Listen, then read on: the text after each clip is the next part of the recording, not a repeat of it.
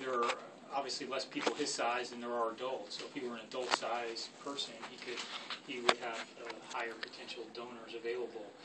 But yeah, you're exactly right. There are just a limited amount of donors in his size.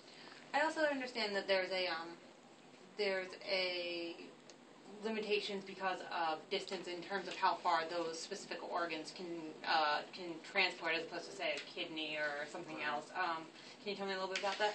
Yeah. So basically, when the organs are procured, they're essentially kept cool, but there's no perfusion to them, so they're not getting blood flow during that time. And there's just really a several-hour window where the organs, the hearts and the lungs, can still work without having a good blood flow to them. Kidneys are a little more robust, and they can sit around in that sort of cold state for a longer period of time.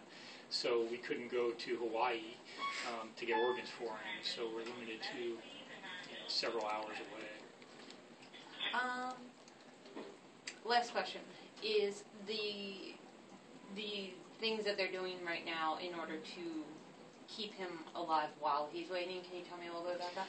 Yeah, so unfortunately this pulmonary vein disease tends to be a very progressive problem where the blood flow doesn't return from the lungs back to the heart.